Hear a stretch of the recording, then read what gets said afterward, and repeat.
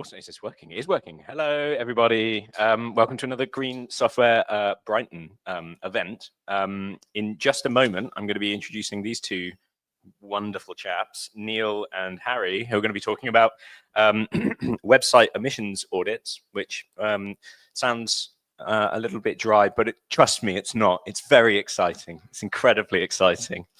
Before I do that, though, I just want to talk a little bit about who we are, what we do. Obviously, we're the Green Software Brighton meetup.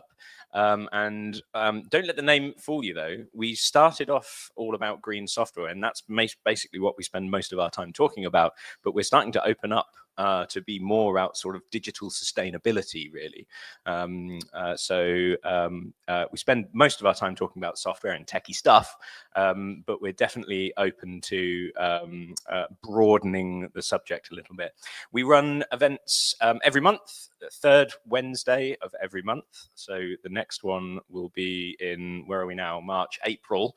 So whatever the third Wednesday of April is, 16th, there we go. Adam knows. This event wouldn't be possible without the help of a few people and companies and things. The first one being the Green Software Foundation. If you haven't checked them out, go and check them out. They're an international organization started a few years ago by Asim. They've got loads of resources online, and they work with big corporations, Intel and Google and the like. They helped us set up this meetup a little over a year ago. We also definitely couldn't do these events without the wonderful Cameron and Silicon Brighton. In fact, I'll just say thanks to another two people. And we are currently in the offices of Runway East, who have provided the pizza today and the venue, as they do every month. And the beers have been lovingly provided by our software consultancy, Root and Branch. So enjoy those. Do you want to do a little thing about the Silicon Brighton? Come on. Oh, sorry, I ruined it. There we go. Hello, everyone. My name is Cameron. I work for Silicon Brighton. We are a meetup community. Well, many meetup communities. We host events just like this all over Brighton and Hove.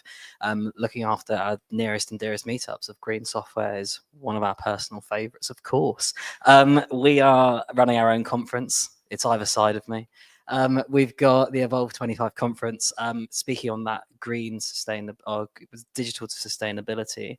That could be a bit of a theme for our event. So if you want to attend, exhibit, sponsor, and we're looking up for volunteers as well soon. It's going to be a giant conference at the Dome on the 4th of July. So it's guaranteed to be a great day because it's just the meetup of all meetups. If you go to a meetup and you enjoy it in Brighton and Hove, chances are you're going to find something. Well, no, not chances. You're definitely going to find something to represent you or that community there.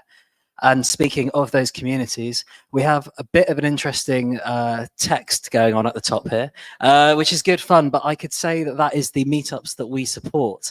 I don't think that's a text for text but that's what I'm saying it is. Much like Green Software, we support loads of different meetups. And any one of these, if you like the look of any of these topics. I know that Brighton AI is a community that are very important to us all, and that'll be exciting. And then moving on to, these are our supporters. It's good I know the grid. These are all of our supporters who support what we do. Similar to Runway East, these are people that either give up their time, give up their space, or financially assist us in all that we do. Like the live streaming wouldn't be possible without that help and support, so we massively appreciate them. Moving on to our sponsors, with James Chase continuously funding all that we do, along with Plus Accounting as well, helping us out continuously on a monthly and yearly basis. This is our Silicon Brighton link tree. of which you can stay up to date on all of our activities. We have meetup.com, which I know that Green Software host their events on as well. All of this, sorry. But yeah, so our Linktree also has our entire Slack community there as well. So Q&As don't have to stop here. You can kind of just get involved, as well as posting job opportunities and networking yourself out there as a freelancer or business. That's me. Unfortunately, the last of the slides that we've dragged and dropped. So we'll see how this goes. I don't have much more else to say other than to welcome Neil and Harry onto the stage to do your thing. So I'll hand over. If you got, is that working? Hello. Hello. Hello. Yeah, so this wording problem is definitely my fault for the insistence of using Microsoft PowerPoint, not Google Slides, which everyone else wanted to use. Apologies. Okay, so to introduce myself, I'm Neil Clark. I work for an organization called MSQ, which is an advertising, marketing, tech, creative holding company. So we have about 20 agencies that sit within it. I'm head of sustainability right across the group. So yeah, trying to work with all of our agencies to put into place the strategy that I have around sustainability, and that's really focused on emissions, really, and impact on the planet. So that goes right from working out what type of electricity powers our offices and how we travel and how we commute and all those kind of things, and trying to make reductions. Right through to the types of employee benefits that we have, and that we help the barriers that our employees might have to reducing their own footprint. And then where it starts to get slightly more interesting is where we work with our clients. So the type of work that we do for our clients, how we do the work that we do for our clients, and low carbon software is definitely a big part of that, which I'll come on to, and the types of clients, like actually who we work with, the types of organizations that we work with. And then finally, sort of how do we help change the industry in inverted commas? So for us, that's wider than just technology, but also advertising, marketing, creative, etc. Yes, my background is more in tech. So the reason Harry and I, despite the fact that we now don't work at the same company, we used to work at the same company. And what Harry will present is stuff that he and I worked on when we worked together. So my background is very much websites and business analysis and service design, user experience, that kind of thing. Definitely not coding, but sort of adjacent to it. And what I'm going to go through is sort of, I guess, that higher level context of why we should care about this subject of low carbon websites, but also what it means within wider sustainability. And then Harry will go over some more specifics and some more practical stuff and some real live audits that have been done. So it wouldn't be a talk about low carbon websites without this stat. Everyone has to always have this stat up. It is a mandatory statistic. And then to add to that, so the Paris Agreement was made in December 2015, and software and websites have just been getting bigger and bigger and bigger since then. And that I refreshed those stats go up every time I do this presentation. So I did that again this morning. Yes, this morning or yesterday, I can't remember now. And yeah, it went up again by another few percent on both desktop and on mobile. So like, it is just getting bigger and bigger every single time. But to get a little bit more detailed and to go down the rabbit hole of statistics and barking stats at people, let's have a nice table. So what we can see from this is that loads more people are consuming a lot more overweight software. And 2022, by the way, is the most recent stats that have come out from the International Energy Agency. So this is going to look different again, and you know, those are going to really have ramped up with the increase of AI and you know, the enormous increase on internet traffic that is definitely going to be caused by that, because we're searching differently and interacting with these tools, and they are a lot more intensive. But efficiency in the hardware, so in both the data centers and also the network, has meant that it's thankfully it sort of prevented there being a really a sort of increased in the same magnitude, basically. So we're all the increases, or sorry, all the efficiency improvements that we're making in the hardware are really being sort of ruined by the software, which is a fun subject. Okay, so this is Cardamom, which I promised not to turn it into a sales pitch for Ollie and Adam's business. But this is that we've been working. I've been badgering Ollie and Adam loads about this tool. Firstly, because I think it's awesome, and secondly, because I want us to use it internally, and I want us to use it on every project that we do. And we're not there yet. But this is one particular client. They actually make and manufacture and sell cement blocks and paving.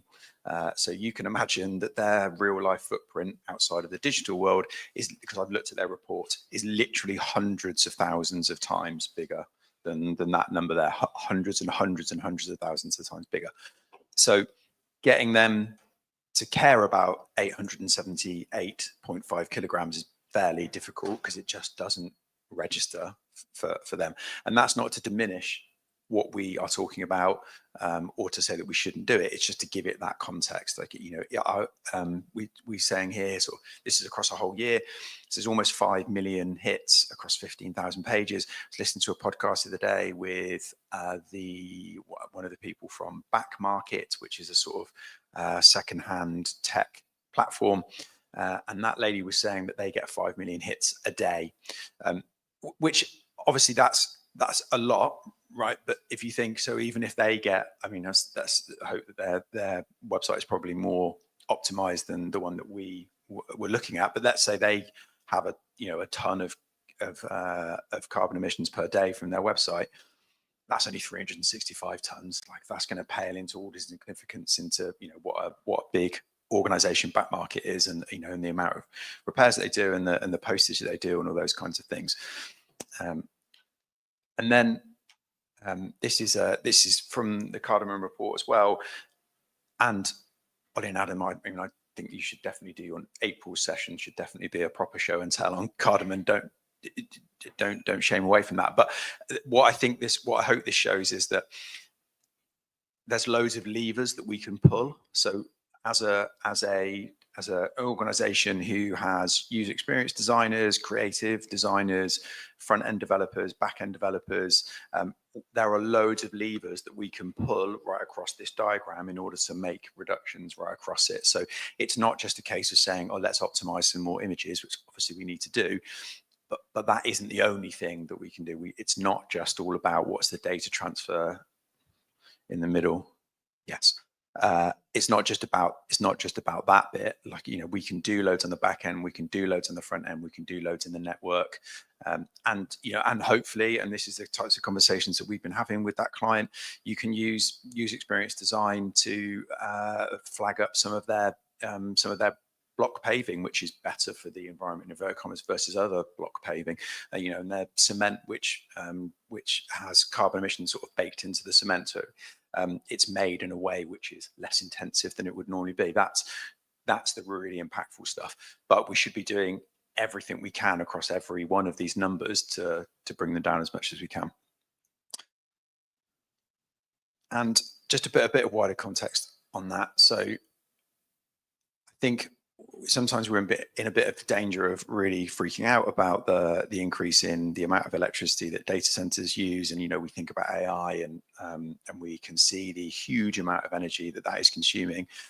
But, and this again is from the IEA, they're actually saying, well, in the grand scheme of things, there's actually way more things which are going to be using a lot more electricity, even in the worst case scenario of data centers. So I think that's quite interesting to sort of keep us grounded, and not to say that we're off the hook or we shouldn't care about it, but I think when you're looking at it versus other things, you're like, I guess it's appreciate what other pressures the organizations that you're talking to might be under in order to reduce their sort of wider emissions. And then actually, sorry to go back, and there were so because of that, the thing that I've been talking about a lot internally is actually to create the momentum for a better internet. So not just a more low carbon internet, but a better internet. And I'm going to bark a few more stats at you over the next few slides, which sort of lay out why I think the internet is in a bit of a mess. And I'm sure everyone's got opinions on that. But I think there's basically a lot of standards that we need to care about. And there's a lot of things the internet is failing on those. So this is, as a good example, over half of the web pages on the internet, if we look at Core Web Vitals, which is the Google sort of mark of quality on a website, and it uses this to help aid its search engine metrics, search engine orders, and all sorts of other things. For a good experience, there's actually only 51% of web pages that pass that. Thankfully, since 2020, there have been loads of really significant increases, and particularly on mobile. But that is still just a nuts stat. I think that almost half of the web pages on the internet do not have a good experience from those metrics. Equally, from an accessibility perspective, and obviously accessibility, is something that's often compared to low carbon websites or sustainability. It's often the sort of, if we could only get where accessibility is. Actually, accessibility is still a bit of a mess as well. Yes, the sort of 84%, that's a great score on Core Web Vitals for accessibility, but actually only like a quarter of web pages actually have sufficient color contrast. So if you are in any way impaired from a vision perspective, that's really, that's terrible from your ability to be able to use the internet. And then there's a lot on this slide. But DDoS attacks are still ever increasing. Bot traffic, and what I mean by bad bots, that's not like I would class search engine bots as good bots in inverted commas because they are coming to do a function on your website. Bad bots is sites that are bots that are trying to hack your website, take it down, steal data from it, pretend to be people. Like, that's what I mean. And a third of all internet traffic, again, is bad bots. And these are, they're fairly up-to-date stats, but again, they're going to be really made worse by AI again, and the proliferation of that. And then in terms of cookies, I guess I put this up here really from a privacy perspective. Still, we are just dropping a tremendous amount of cookies onto people's devices. Every website is doing that. I spent a stupid amount of time turning off cookies on a website that I really wanted to get one stat from the other day that I just thought, what am I doing with my life? And I spent honestly 2 minutes scrolling through, turning them all off, and I was like, what on earth am I doing? Like, they gave me the functionality, so that's what I did, sad as it was. So this is what I'm banging on about a lot internally, is this idea of high standards. So whenever we're building any kind of software, and we are talking majority of the time about websites, that we think about, okay, what are our standards? And this is my opinion on what they could be. But from my position, I'm not the person that's going to be making the decision on this. Every agency should take a view on this, and the agencies within our group should take a view on this. What do they really hold dear? What are the standards? What are the things they really give a shit about? What are the commitments they're going to make about those things? And then, and I think this again is sometimes lost when we're talking purely about low carbon software, like guidelines, sort of all of these things. So, however many there are on this list could go on and on and on. It's rare that you find a particular, and what I mean by guidelines, like a development guideline, development best practice, or design best practice, rare that you find one of those relates to just one standard. All of our guidelines should be trying to broach a number of these standards. So something that's good for accessibility is also good for sustainability, is also probably good for security and privacy, et cetera, et cetera.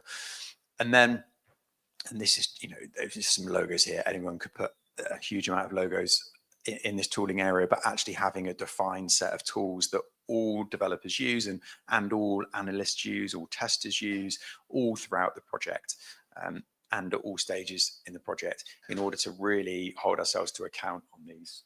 And I know probably some people are thinking this is just like teaching grandma to suck egg stuff, like everyone should be doing this. Yes, they should, but I think those stats on this previous pages just prove that it's not happening. And I think any of us that work in agencies know that there's always pressures on budget, there's always pressures on time, and these things just get kicked and kicked and kicked. And what, again, something actually I thought was on this slide, but what I've been talking about internally is we should put all of these things, like we should have our guidelines as an open source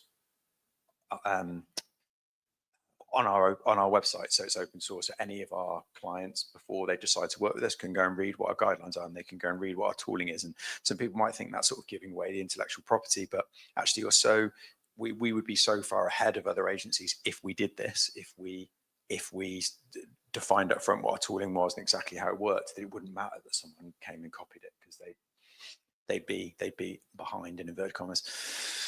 What else was I going to say? Ooh. Yeah, okay. And then, and don't worry, I'm not going to read all of this because this is very much just stolen from an internal presentation. But what I've then been talking about is saying that actually this is something that needs to go. It can't just be like accessibility has been sometimes, or testing in inverted commas has been sometimes, just kicked on to the development team right at the end of the project. It actually needs to be embedded right the way through it. So getting the client excited, actually maybe writing a web sustainability statement, which is something that Harry and I, when we worked on the fauna and flora, I always get those mixed up, .org website, they've got a web sustainability statement. It's actually like a commitment to their users, and I really loved that commitment. I think it was absolutely brilliant. And there are other examples around the internet, but like writing that as the project kickoff, you know, that would be an amazing thing that I think we should be doing in every single one of our projects. Baking that into the success criteria that we've got for the project, then obviously taking a bunch of benchmarks, obviously with lovely tools like Cardamom up front, and then when we're doing designs, obviously, you know, the sort of the way that we often talk is to, oh, we're user centric, or we're human centric, or, you know, when we're designing. Actually, we need to think outside of that. We should be thinking about people who aren't using the website, or non-human personas as well. Like, what impact is this website having on, you know, from an emissions perspective, or an impact perspective, what it's selling, whatever it might be, what impact is that having on people who aren't using it, or who aren't people at all? Like, if we're causing emissions and negative impact on the planet. Yeah, follow and build on guidelines. I think one of the things that really sticks in my mind, again, when Harry and I were working together, we worked on the climate group website years and years and years ago, and it was like the perfect excuse for me to try to ram this down a client's throat, because they were literally the climate group. And they absolutely accepted it, which was brilliant. But when I was talking to the dev team about it and saying that this is the type of thing that we should be doing, and this was before, you know, there was a really huge sort of, before there was the amount of guidelines that exist out there at the moment. And I guess the approach that I took was to sell in like the principles of this, rather than saying these are the guidelines that we must stick to. And the reason I didn't want to do that is because I felt, well, all of the developers and all the testers, they actually know the code the best, and they are the experts in their job. So I don't want to tell them to do a particular thing. I just want to tell them why we're trying to reduce emissions and the direction we're trying to go in. And they came up with way better ideas than I had. And it was Paul Maloney, who we had talked about not having auto playing video on the website. And we also talked about lazy loading. So there's a video at some point down the website, you know, when we're scrolling down, you know, I was saying, oh, we should make sure obviously we lazy load that. And he came back a week or so later and said, even if we lazy load, there's still a whole load of interaction between the website and YouTube. Even if someone doesn't press play, there's still all this traffic going back and forth, all these cookies that are being set.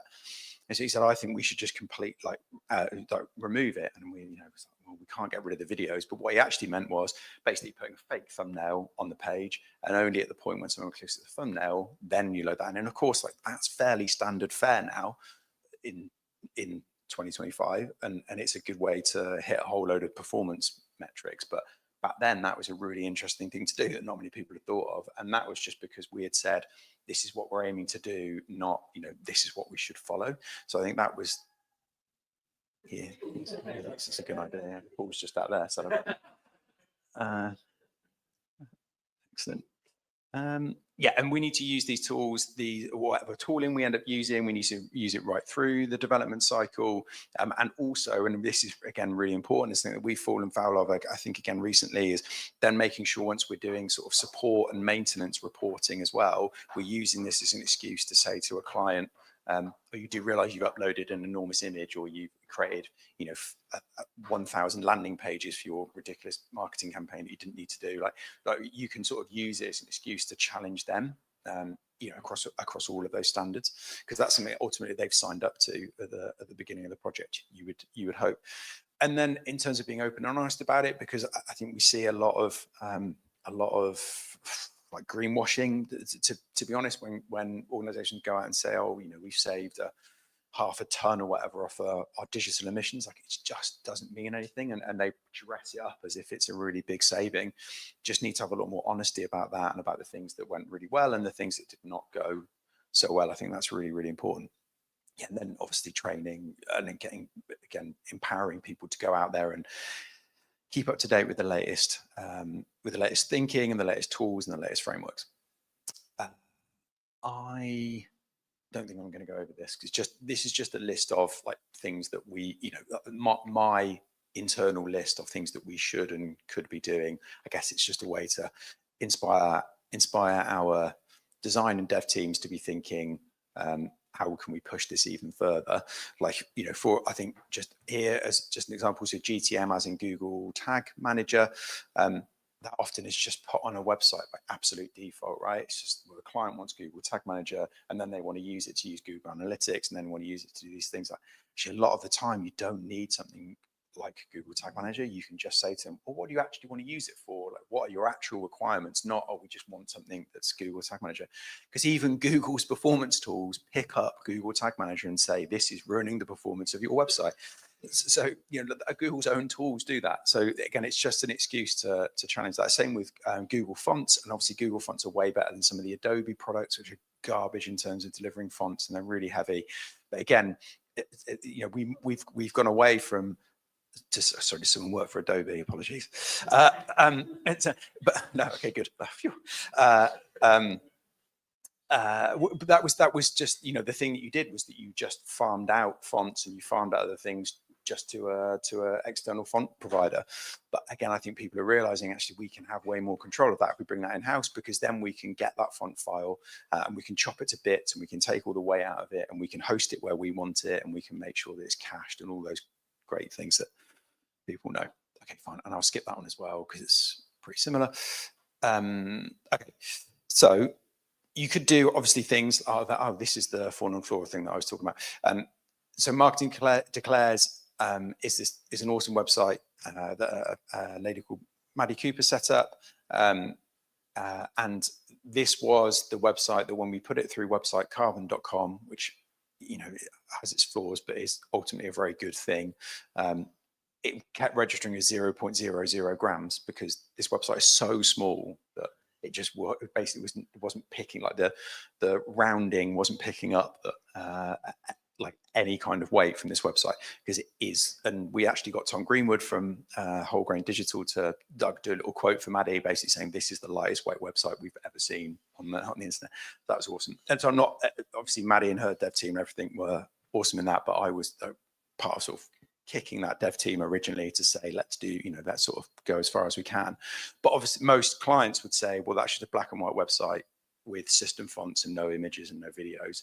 And that's many clients are not going to go for that kind of thing. But if you look at something like the Waste Not website over here, which dithers images really nicely to create what I think is a really cool, unique look and feel, and you've got a cozier on the end, which when it did its rebrand, obviously what it could have done is it could have gone for loads of massive photos of all the people that they provide money to, planting trees and doing all that kind of thing. Actually went for a really nice illustration-led brand, which means that it can keep the size of its website as small as possible. And they've sort of followed that through with all of their illustrations and all of their branding. So again, that's just another way to. Yeah, and there's loads of examples of this kind of thing. Lemonade is an insurance company which uses this sort of illustration-led brand, and it doesn't do that because of, from a low carbon perspective, it does it to sort of stand out. But I think it's a really nice way to, what else would they put on there? Like people doing stupid sports on their holiday who are insured, or like people rock climbing who are insured. Like it just is like insurance is a boring subject. So. It's difficult to have stock imagery to make that look interesting. So they've really stood out by having this illustration-led brand, and I think creatives and designers can really latch onto that. What's next? Okay, yes. So this is a screenshot of a spreadsheet we are using internally. So we're building a bunch of AI tools internally. And because I bang on about this subject and low carbon emissions, low carbon software, often like the team that are running this selection criteria for which hosting provider we should use, actually they're now using, this is the sustainability section of that selection criteria spreadsheet. And I'm not saying I'm going to win this argument, because they are still choosing and they're still going through this process. But this is the biggest section on the spreadsheet. So all of the other sections they're thinking about and like performance and security and other bits and pieces, actually sustainability has got the most amount of rows. And it might not still win. So I'm not going to say that we're going to suddenly have this amazing hosting provider, but I think it's a real massive step in the right direction for our AI teams to be thinking about this.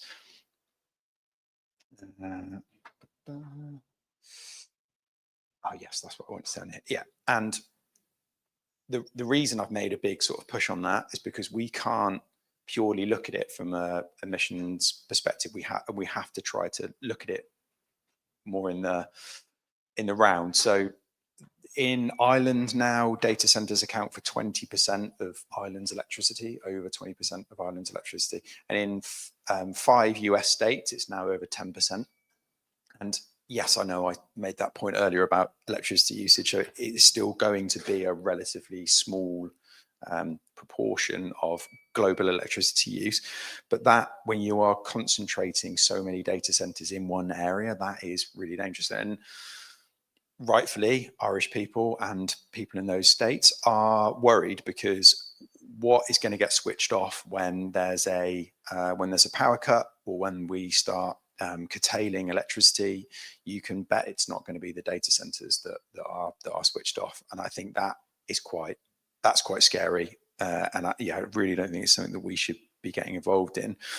And they're extractive and disconnected from our communities and our societies in other ways. So the amount of water that they use, the land that they take up, the construction techniques that they use, the infrastructure that has to surround them, and the security that surrounds them as well. They are just like warehouses, like with military grade security around them. And that's not something that it's like a community, a local community, can be proud of, right? They also, data centers going to have loads of jobs, whilst it's being built, but then it'll have like 2 people wandering around it, if that.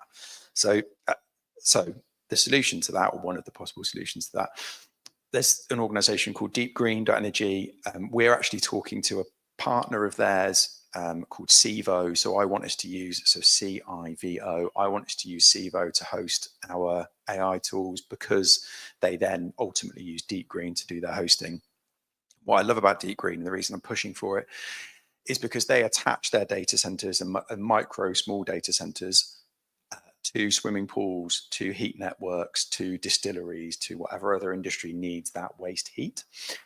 And that is as close to a circular model that you're going to get. And they've got a direct relationship with Octopus Energy, so it's all renewable energy. I know, yes, there are, not necessarily at the time of delivery, but it's as close as it can be. And they don't use water for cooling. They use this very cool oil thing, but it's connected to something which is in our communities and in our societies. It's not something which is on the edge. They can integrate these things into the fabric of our society, which I think is a brilliant thing. And they've got some great stats on their website, and they've been on the Environment Variables podcast fairly recently, which is a really brilliant episode. And it really brings home, like, if you truly think about impact on the planet, you can have this amazing level of innovation.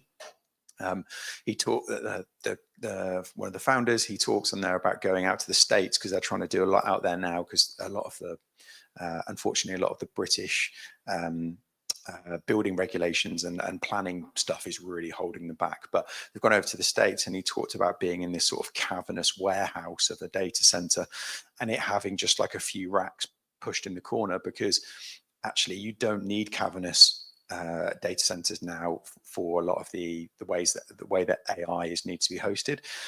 They have these unbelievably dense racks, which are extraordinarily powerful, and the chips need to be rammed up right next to each other, because you don't want any kind of delay in the way that they're communicating with each other. So actually having these small compact data centers that you just put next to your local swimming pool is actually perfect, because that's all you really need. So yeah, it opens up so many other ways to challenge the sort of deep rooted status quo that we have around this stuff. So yeah, big fans of deep green. And oh, that's it. That's me done. There you go. Thank you, Neil. No worries. Reminds me how much I miss working with you. Please come back to us soon. Oh dear. So I'm Harry. I work for Manifesto. We're a purpose-led digital agency. We've got hubs all across the country. I'm solutions architect, and I lead our technical consulting practice. I mentioned we're purpose-led. I'm going to put our manifesto here, not because I'm trying to sell you anything, but of course, if you are interested in working with us, I'll be around later. But we do have a manifesto, and we do live it and work it. And so I just want to give you an idea of kind of where we're coming from with these audits. So the two manifesto items that really inform this are the number 2, no planet, no nothing, and more importantly, 6, tech might save us. So we were given, we were seeing a number of our clients were increasingly asking us to work out ways of making their websites more sustainable. They were either motivated in this because they had an organizational goal to do it, or there was a specific sort of desire to make their websites more performant or just more sustainable. So Neil and I and others had this problem where we had to come up with a way of making that work in practice, taking some of these sort of more philosophical ideas and actually coming up with a way of having some actual specific recommendations for actions that could be taken to put this into practice. So this is our approach that we have refined over now about 12 audits over the last year. So the first stage is that we will look at the architecture and processes that reinforce the digital architecture. So we'll map the as-is architecture. That will give us a good idea of what is in scope and where the systems are and who looks after them and that kind of thing. And we'll also map the content and data processes. So that gives an idea of where the data exists, where it's used, where there's inefficiencies in those processes, duplication, and that sort of thing. And when we've got that, we'll then come up with a plan for actually analysing, measuring the global warming potential and other emission factors. So the two areas we look at is the emissions from energy usage and the emissions from hardware usage. And we look at the data centers, the network, and as best as we're able, the people's devices. And then we also look at the servers and again, the people's devices to reinforce the hardware. We've come up with we've tried a few different tools. The chief one we use is Unlighthouse. So that is an open source tool that runs the Google Unlighthouse process, but it runs it on every page automatically across an entire website. That gives us the page weight for each page within a site, which allows us to break down how images are used, JavaScript, CSS, that kind of thing, so we can give very page specific insights about how to make the site more sustainable. And we'll see Cloudflare or another firewall, web application firewall, that will give us that whole traffic analysis. Cloudflare is particularly good because it will let us see all of the traffic over a period of time and break it down into images, JavaScript, you name it. We can break it down as we need.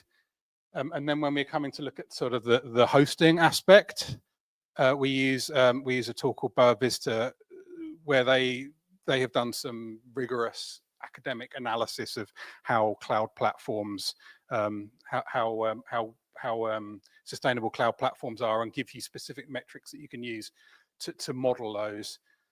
So typically our hosting partners will have they would have built sort of abstracted architectures on top of these cloud platforms, usually like AWS or Azure. So we have to engage with those partners, work out kind of what the related, in the example of AWS, like EC2 instance would be. And then we can use that Boa Vista model to get the information we need. So we've aligned around that. We've tried to avoid reinventing the wheel unnecessarily and use other people's good work to move this forward. we will then take that information, the specific insights around each page, and then the sort of more macro information, and we'll build a set of recommendations for actions to reduce the emissions. And we'll then work with the client to prioritize those recommendations around the emissions, the cost, the complexity and skills needed, the time, and then the impact across the wider organization. So this is all designed to give people like a practical roadmap of things they can do to make their digital estate more sustainable at the end of this. And then we'll create a report that will give them the overall quantifiable impacts, specific ratings for each of the recommendations. I'll get into how we do the ratings in a minute. And then that roadmap of actions that they can take forward, and then general advice and strategies to reduce carbon usage that we've picked up over time and based on some of the best practice that Neil's already mentioned. Has anyone got any questions about like our approach or any reflections? Yeah, cool. Okay, so at the end of this, the client will get 3 artifacts to take away. One is the report I mentioned that summarizes the findings. The second will be a backlog. So this is a list of actions prioritized, and then with the estimated emission reduction that they can then make informed decisions about what they're doing with our recommendations. And in some cases, we'll actually create tickets in Jira or equivalent that they can use to actually undertake the work immediately. So we can give you an example of this in action. This is Royal Botanical Gardens Kew. We worked with them 3 or 4 months ago, and they had a specific focus around wanting to reduce the global warming potential of their web estate. And on the back of our work, we identified 12 priority actions, which we think will allow them to create more sort of significant reductions over time. So you can see here, their website is actually based on other ones we've done pretty well optimized. So it's 1.688 tons of CO2 equivalent. So that over a year. So that's all their web traffic and servers. They were very keen that we came up with a metric for that they would be able to use to socialize in their organization. So we did a bit of maths and worked out that it was the equivalent of 169 native broadleaf trees in a year. And the native broadleaf is important. It really does matter, the type of tree, it turns out. And we also use another way of benchmarking between sites, which is the cups of tea with milk. Again, the milk makes a huge amount of difference. No sugar, and that was 79,398. We have found that really helps make these things seem a lot less abstract to the organizations we work with. And we estimated that they could potentially make a 75% reduction in global warming potential if they undertook every action in the roadmap. And this is actually a very well optimized site compared with others.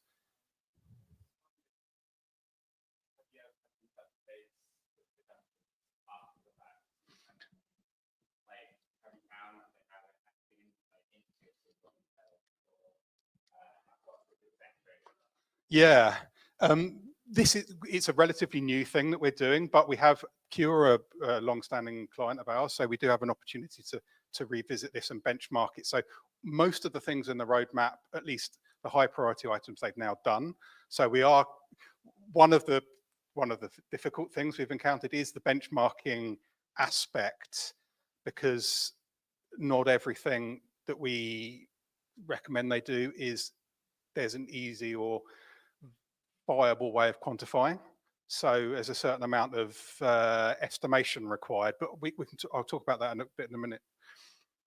One thing that companies find particularly useful is comparing against their competitors or against the sort of overview of sort of the best that is out there. Yeah. So have you considered sort of benchmarking against sort of large data sets? I know, for example, CIX, products measurements have the goodness of user experience to provide against the HTTP archive. as these sort of 1 million projects against this 1.1 million websites, you can sort of draw upon to get huge amounts of data for sort of providing that benchmark. Yeah, we have, and that is something that everyone asks, well, how are we doing compared with everyone else? The problem is because of the way, you know, this was the crux of the problem that we were working on at the beginning, was how do we make this how do we make the benchmarks that we're giving people meaningful and transferable? And because of the specific actions that are coming up, really there is no way of doing that in a meaningful way. Everyone uses a different methodology under the hood, and it's all based on different estimates. And depending on the way you interpret the information out there, you can come up with different answers that are out by factors of 10, 20, 1,000. So what we have done is we specifically only measure the things that we know have a reliable methodology behind them and can allow us to benchmark over time. So in a certain extent, we are working in a bit of a vacuum, but we have done enough now that we can reflect against other ones that we've done. One thing I would say is the HTTP archive, you know, it sort of does a yearly reports. Yeah. One potential way that you could get around that is you could sort of download the data set that's produced each year and then sort of crunch the numbers in the same way that you're doing for that particular client. And therefore you would have a sort of reflective analysis saying, we've crunched the numbers in the same way that we would do for you against each of these organizations, because obviously, you know, HTML, CSS, JavaScript, all that kind of thing, it's similar kind of data because that's how it's provided by the HTTP archive. So you could come up with a potential comparable benchmarking figure. Yeah, I'm aware of that they do the measurements, but I haven't looked into the specific methodology. If there's some way of making it transferable to what we do, then that could be a solution. I'd love to talk about it more afterwards. So that's the headline. This is kind of the bit that they can take away and socialize within the organization. But so let's dig into the headlines a little bit here. So this is the total website environmental impact that we've estimated for July 2023 to June 2024. So the top figure is the abiotic depletion potential. I'm not going to do it justice what that means, but it's essentially the mineral resources required to build and maintain the hardware that they need to serve this up. Then there's the primary energy, and then the global warming potential. So you can see that headline figure of 1.688 tons CO2 equivalent. And let's break that down a little bit. So this is the web traffic analysis. So the total data transfer, and in this case we excluded the digital assets like images and video, is 70 terabytes. We got that figure from Cloudflare. And you can see that the share of the total global warming potential is 0.8 and change tons CO2 equivalent. And then we pull out the digital assets. That's 46.7 terabytes. That's based on estimated share of the web traffic of 40%. That's based on the Lighthouse analysis that we did and looking at Cloudflare traffic. You can see the primary energy, and then that's just under half a ton, or just over half a ton of CO2 equivalent. And we haven't included video because they only use third-party video on their site. However, we did analyze it anyway. So you can see here they use both YouTube and Vimeo. YouTube is more efficient per hour a little bit than Vimeo based on our analysis. And you can see here that actually the amount of CO2 coming from video is very small, which goes against actually kind of some of our preconceptions. It's a very small part of the overall figure.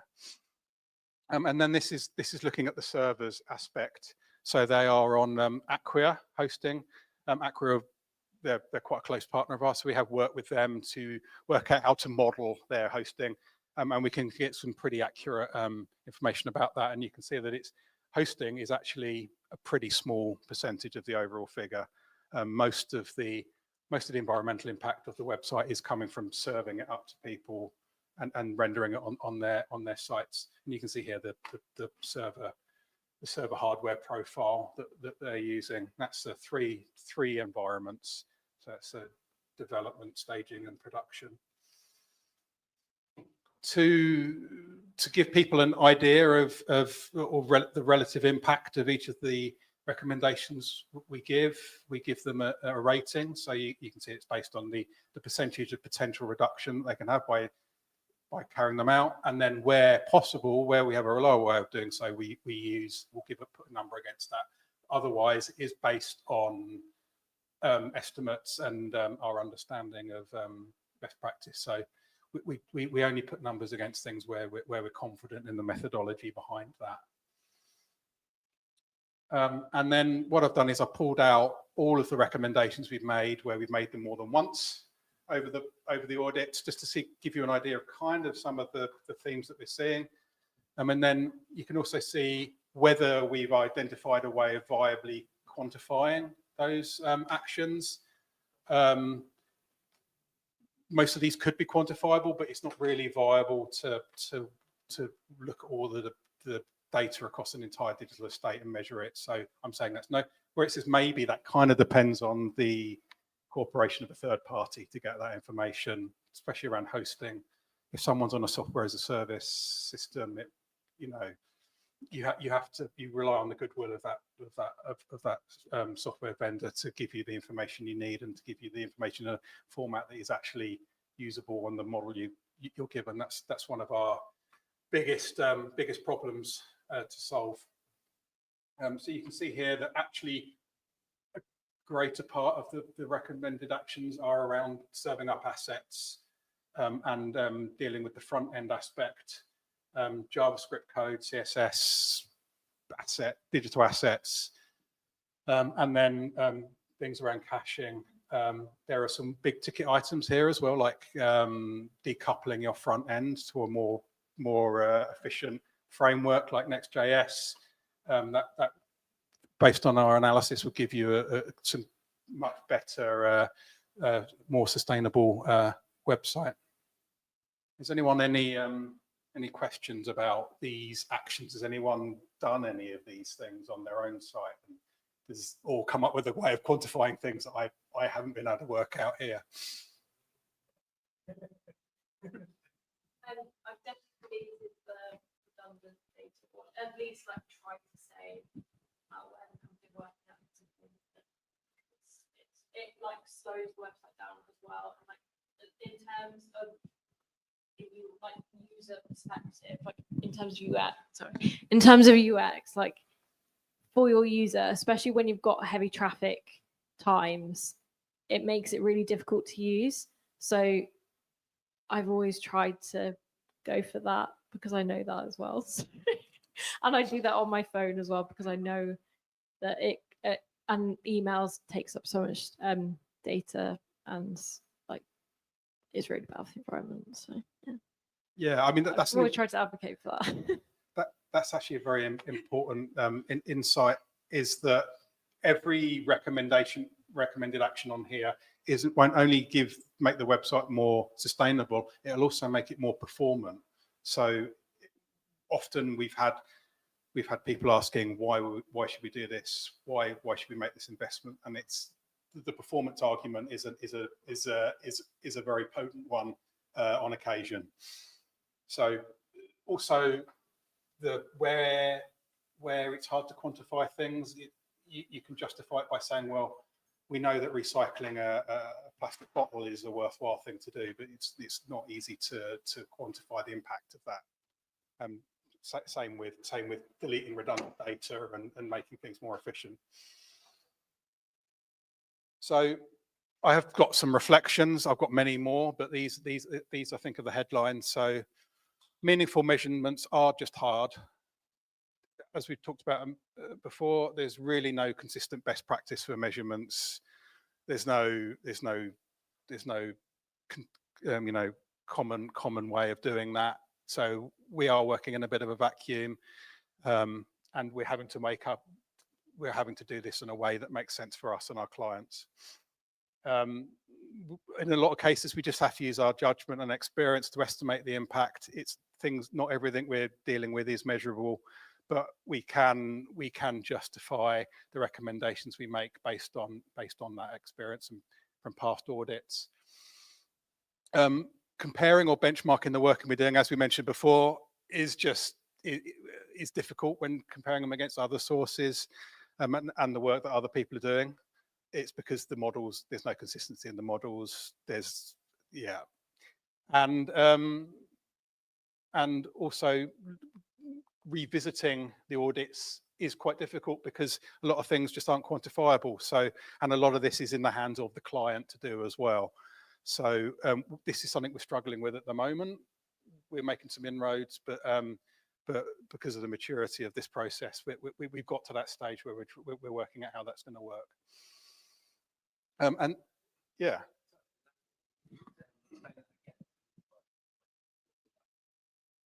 So it's where we've done an audit, and then in 6 months they say, we've done a bunch of stuff, can you remeasure our site? And so we're having to come up with ways of doing that, but without doing a full audit, which is quite an in-depth process. So they're like, can we get this data on our data dashboards? Is there a way of self-serving these insights? Can we get a module in our CMS that shows that information? These are all things we're exploring, but we don't have like mature solutions to them at the moment.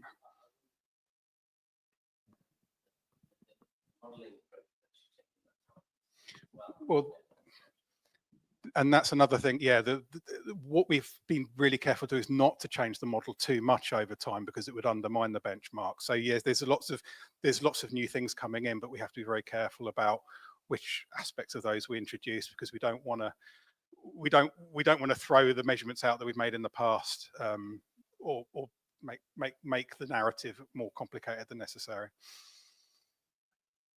I was just going to say, I don't think potentially altering the way you measure could potentially be a bad thing, because we know all the models have flaws in them and they have gaps in what they're measuring. As long as the measurement is carefully documented and it's available to all to sort of examine the measurement process, then people can sort of re-examine how that measurement could be improved, or if there's things which it's identified that the existing models could potentially improve upon, then that's potentially beneficial to everyone who's involved in modeling or creating those models. You're absolutely right. However, what we need to do, we need to take a very pragmatic approach here, because the focus of these audits is to give the client a specific set of recommendations and their relative impact. So we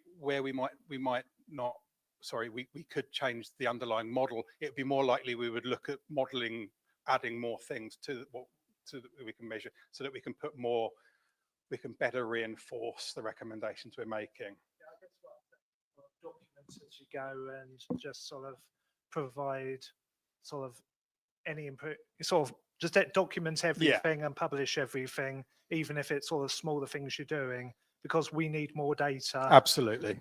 Yeah, we do that. And what we try and do is we use the factors in our model consistently. So we would use the same factors again in the future with the same client, but maybe adjust them with future ones. We don't want to make this whole benchmarking more complicated for our clients. It's a balancing act that I'm not going to say we've got all the answers there. We're wrestling with this constantly. A key part of this is communicating the recommendations, not just us communicating to the clients, but the clients then communicating within their organizations. So Neil covered this earlier, but expectation management is important. A lot of people come in thinking that their websites, 97% of all their global warming is coming from their website. It isn't. Most organizations, it's probably like, with the way, at least the ones we work with, 1% maybe, less than 1%. Doesn't mean it's not important. There are a lot of websites out there, but it's quite a small factor. So, and as I mentioned, some things are more quantifiable than others. So there's an act of faith here a little bit that this is important, even if the numbers aren't against it in all cases. And we've also know that it is very important to be able to provide evidence to back up the impacts, even where we can't quantify them. So that's where we go through this sort of quite rigorous workshopping and strategy and immersion at the beginning to make sure that we properly understand what's going on in the organisations and can justify our recommendations. And that is it. Thank you very much. Thank you, Neil. Has anyone got any questions? I think the last thing you said about 1% of the organization's emission, total, is that, and then if there's other things like plastic bottles and photocopiers and all that stuff. But in the future, isn't it more likely that everybody's now rushing towards more recycling, that this thing that you're talking about is going to become more important because that will become a larger piece of their emission? Let's call it that. Would you agree with that? Yeah, I think you're right. We working with with a university that will remain unnamed, but they have encouraging all their students to go online for their courses, with the assumption that would be more sustainable, but then didn't have a way of measuring that sustainability. So driving everyone online is going to move more of the emissions onto their web estate and away from their infrastructure. So, I mean, I don't know. Do you have any insight into that side of thing there? Or? I'm just going to say one more thing. I mean, if I classify it as invisible and visible emissions, so the visible ones we can do something about quite easily. It's the invisible things that you are probably focusing on that are more important. Yeah. Yeah, I mean, I have some opinions about a university forcing their students online. Encouraging. Yeah. I think, I think you need to really back that up with some proper stats, which I don't think add up.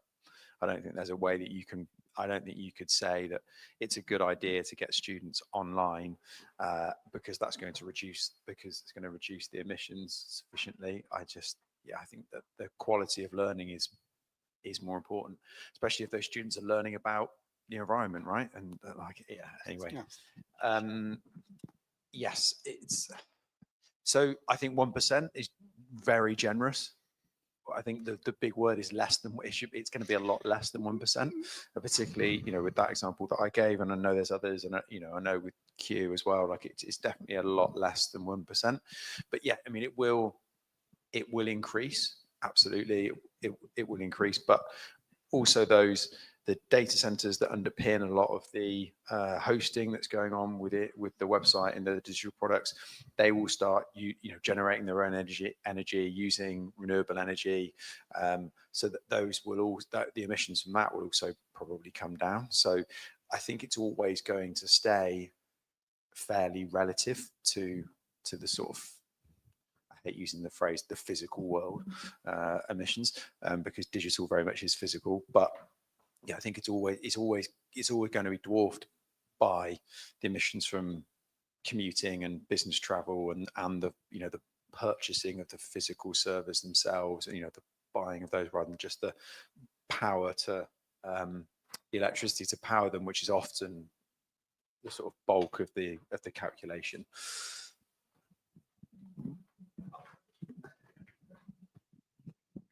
Me again.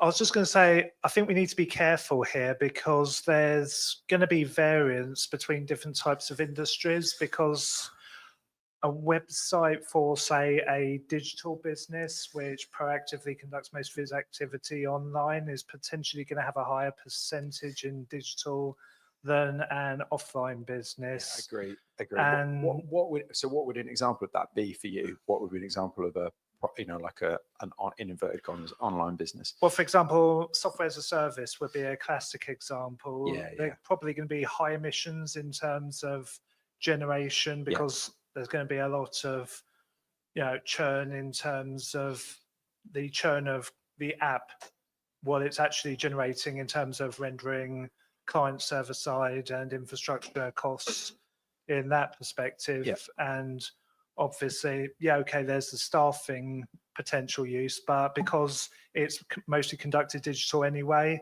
there's going to be the electrical cost, whether they're in person or actually doing their business at home. It's sort of, Yeah. I mean, you've always, those people who code that software as a service have to work somewhere like this. They have to get here somewhere, to get to a place like Brighton. There's probably going to be some kind of,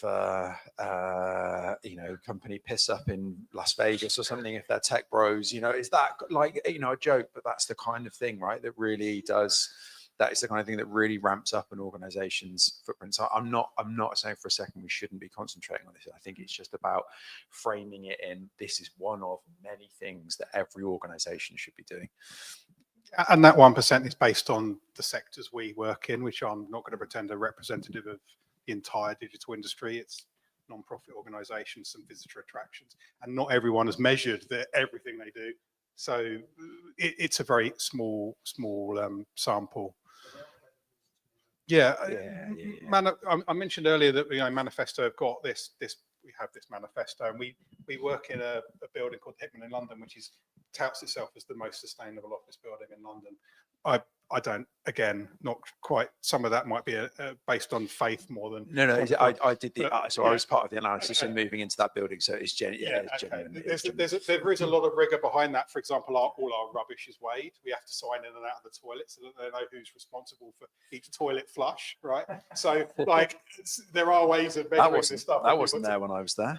Routinely, our guests are locked in the toilet as a consequence. But that is a thing. Wow. You can go quiet. You can go down. There is a rabbit hole you can leap down if you want to get this information.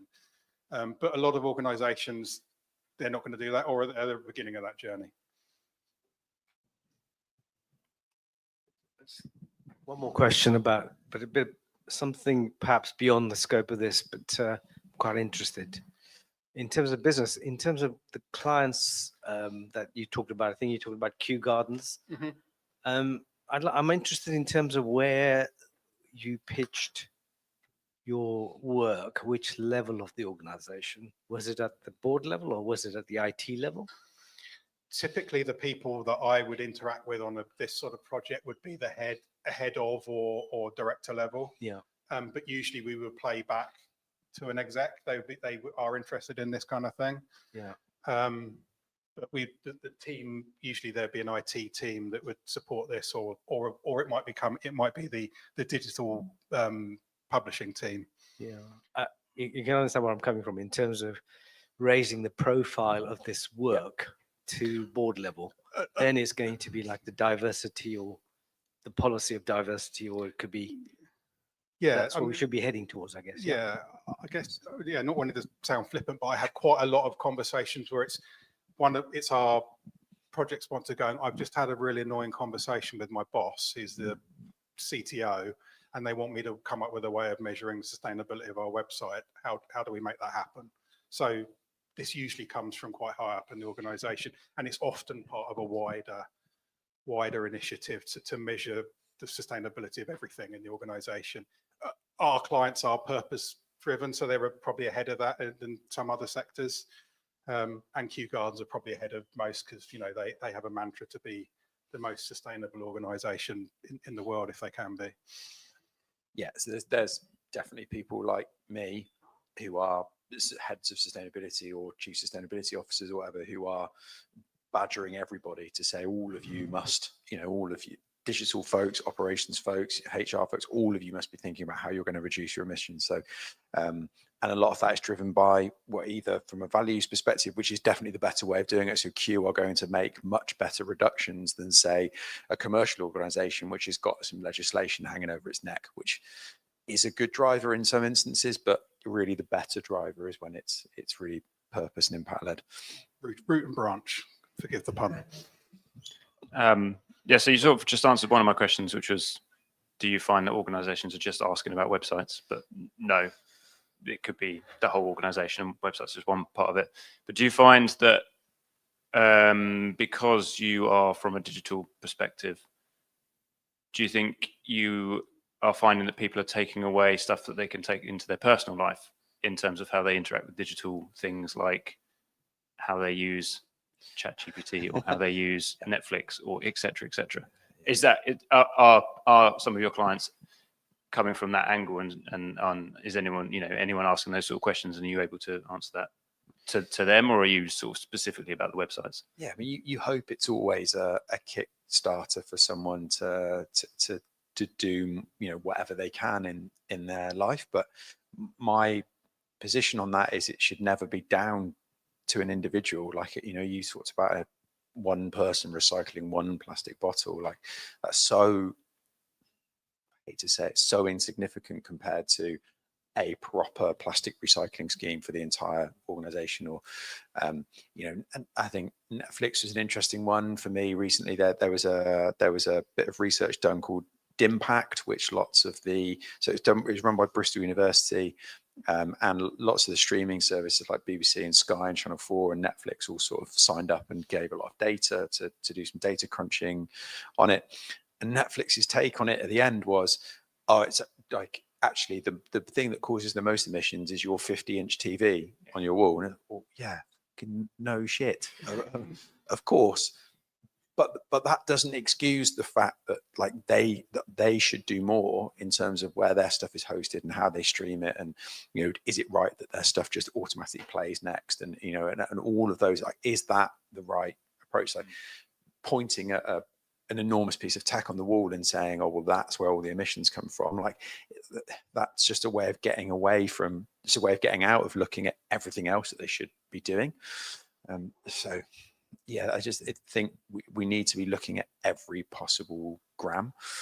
And if someone takes away that they go and delete a whole load of repeat photos that they've got on their phone, brilliant. But we did a bit of work with we got involved with Google's, some of the tools that Google were putting out there around hoping to like get rid of a whole load of really old files and stuff that we had on Google Drive, and they just offered nothing. There was nothing in their sort of suite of tools. You just think like they could easily do something in that area, but unfortunately they didn't. They've done some stuff now around in Google, in their Google Cloud platform, which sort of turns off really old products and tries to get you to delete things, which is that is fantastic. But you want the pressure to be on the organizations to make it much easier for people. It shouldn't be as hard for people to make the sustainable choices. Shouldn't need someone to literally scroll through all of their duplicate photos to do that. But equally, it's good that people understand that there is a connection between the stuff they're doing online and the physical world. I mean, in that case, Google charge based on the amount of disk space you use. So it's not so really there's a perverse incentive, right? Exactly. That's what it comes, yeah, that's they want what it you comes down to. They want to nudge you over to that next tier that they can charge you a little bit more for. We definitely see people in the organization, especially around where they're doing content management or interacting with files in the organization, take stuff away and are much more respectful of the way they use digital assets, copying files, the way they manage files. Across the organization, we see that a lot. People are saying, "Oh, we've looked at all our files. It's amazing. We're using thousands of USB pen drives all over the place for our file storage." It doesn't just improve the sustainability; it improves the performance and the efficiency of the organization.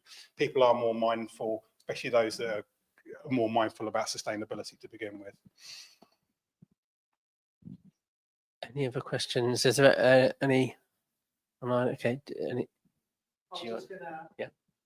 It's sort of related to what we've been talking about. One thing I would say as a quick shout out, there's a community called Climate Action Tech, which is a really great sort of safe space for people talking about digital sustainability, which I'd encourage anyone who's not a member to sort of get involved with, because they've got loads of sort of Slack groups and stuff where people can sort of talk about sustainability within their organisation or just as an individual, and just sort of, it's a really great place if you're sort of working solo on it, just sort of chat to other people who are sort of really invested in that kind of thing. So yeah. Cheers, Alex. On greensoftwarebrighton.co.uk, there's a whole bunch of resources for anybody looking at this later on YouTube. So, and Kat's on there, and a whole bunch of other stuff if you're sort of getting into this, getting interested. Any comments, questions? Cool.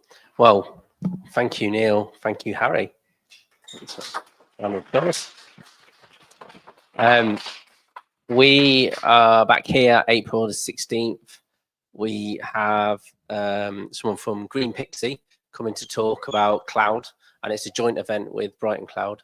So it's a really, really good one. Come along to that. Similar format. Do you have anything else to add before I mention the pub? Okay, accelerate the pub. We're walking down the road to the pub Unbarred, and we'll have a couple of beers there. Hopefully you guys can join if you can. And if you don't live in Brighton, by the way, I did get a notification that there's some issues on the trains, which was slightly concerning me. Whilst okay. So I think I'm we'll check that situation. Yeah, so that's a classic example, right? Is that we're getting probably we're going to get a taxi all the way back to Battle rather than. So there's an example of where we would have got nice public transport, but now we need to get a taxi. Great, great. We'll get an EV one, we promise. Okay, thank you. Cheers, guys.